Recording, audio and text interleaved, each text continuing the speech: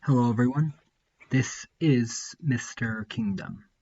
Now, I normally stay behind the camera, but today you are going to hear my voice for the first time, because everyone's voices must be heard about this issue.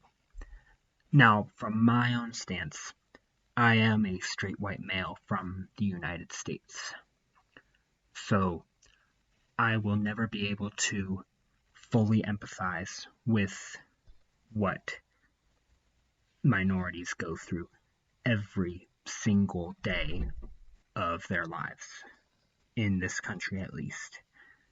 There's a big difference, of course, between empathy and sympathy.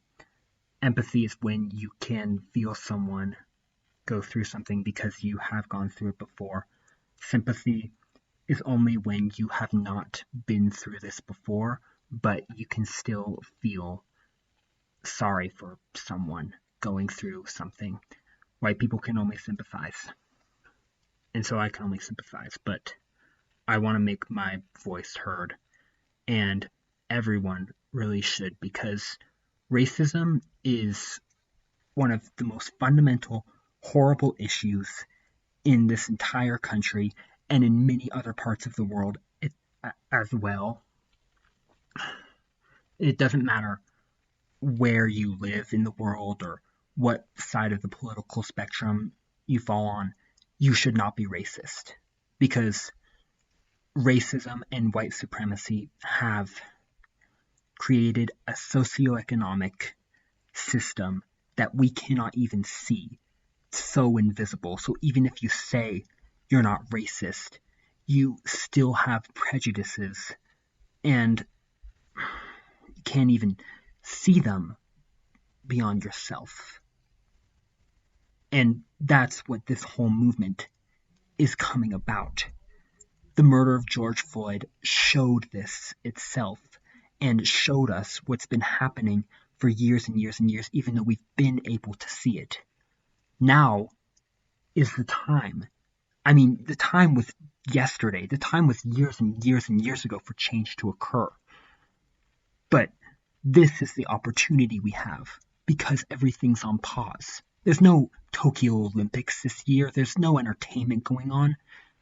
It's time to stop and figure out this issue, which is the most critical issue in the world, or at least in my own country. I can say that I've had my own prejudices myself. I basically grew up in a bubble, but when I was able to travel, I was able to see racism to my own eyes and be able to sympathize with those who go through it every day. Not fully, of course, but partially. And I can only look at them and feel for them. And that's something we all need to do. But how are we supposed to do it? I'm sure if you've seen social media and on all the movements, you see people saying, we need to do something, you need to do something, you can't be complacent, do something. But what? What is there for you to do? And I've been able to really water down that unless you can come up with something really innovative and come up with something that would change everything, the best you can do is become aware. We need to be completely aware of this issue. White people need to be aware of the struggles that Black people and any other minority go through every day. And if we have this awareness and speak out about it and keep speaking out about it, protesting or posting or doing whatever we can, then it creates pressure, and this pressure will build up. And it won't be something that's just undercover and being like, racism doesn't exist. I don't see it to my own eyes. Yeah, that's because you're white. It's not something you can see. It's just something we have to admit is here. And then we can rebuild the system. And then what else you need to do is you need to start thinking locally. We can't just look at things at a global stance. We need to start looking at things locally. Locally is where change occurs. And once that can come, then we can lead to global change. If you've made it this far, thank you.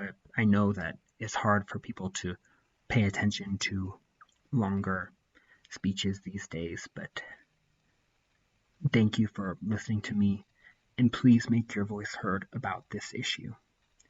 Thank you very much.